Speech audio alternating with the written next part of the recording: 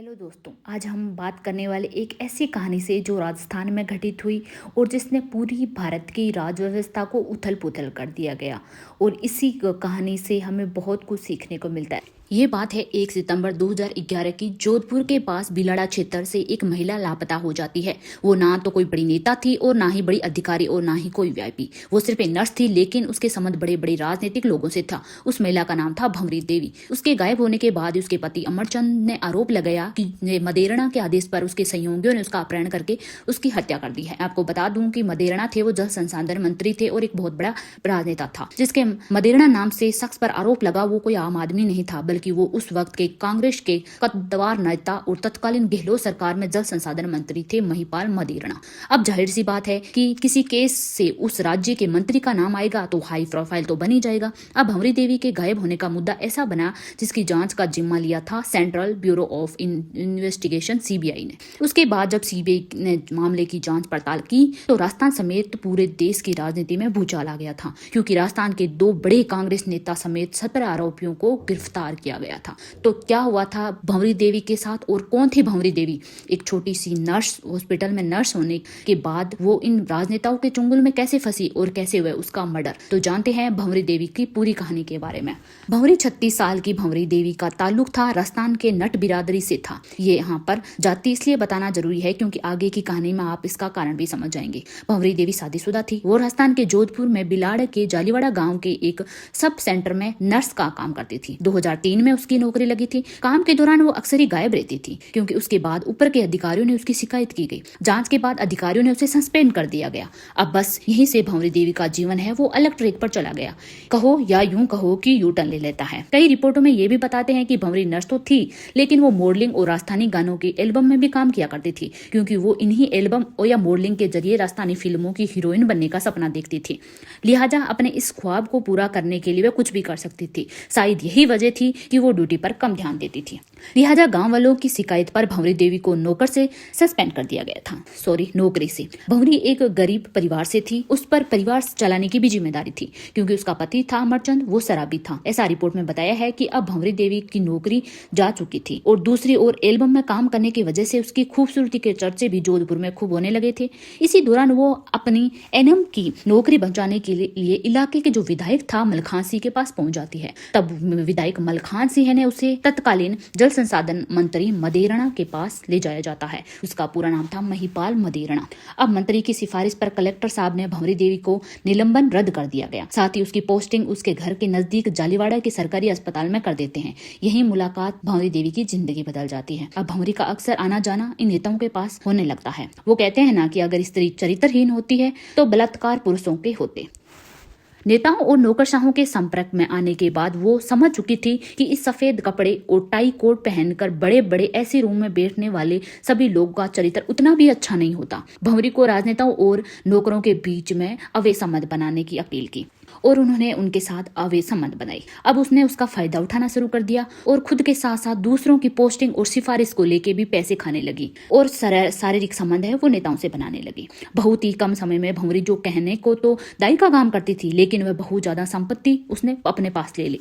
उसके पास घर था, गाड़ी था, गहने सब कुछ थी। उसके बच्चे नामी गिरामी इंग्लिश मीडियम स्कूल में पढ़ने लगे थे। जो छोटी सी दाई थी हॉस्पिटल में काम करती थी, उसके बच्चे अब इंग्लिश मीडियम में जाने लगे थे। अब मंत्री विधायक की संगत कहें या उठना बैठना कहें या फिर उनके साथ उनके अवैध संबंध कहें, इन संबंधों के बल पर भंवरी भी सत्ता के गलियारों में चर्चा का विषय बनने लगी थी। बगैर ड्यूटी पर जाही हर महीने सरकारी तनख्वाह मिल रही थी, जबकि मंत्री मदेरणा, विधायक मलखान सिंह जैसे लोगों ने उसके रिश्ते को लेकर जुबान में लोग चर्चा करते थे, लेकिन सत्ता का चरम सुख भोग रहे लोगों को देख सभी चुप रहने में अपनी भलाई समझने लगे।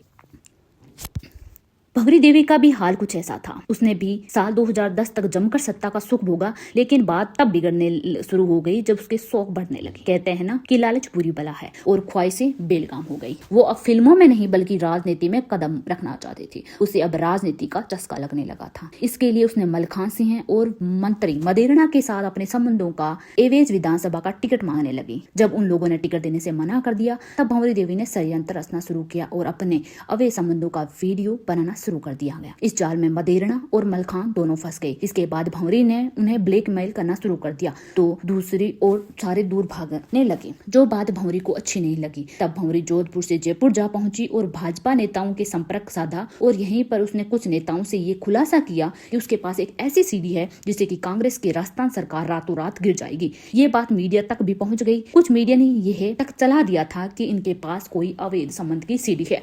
जब इस बात की जानकारी मंत्री और विधायक को लगी तो वह दौड़े दौड़े भंवरी के पास गए इस बात को सुलझाने के लिए। मीडिया रिपोर्ट के मुताबिक तीनों के बीच समझौता हुआ कि भंवरी उस सीडी के बदले मंत्री उनको 60 लाख रुपए देंगे और भंवरी को अब चुप रहना होगा।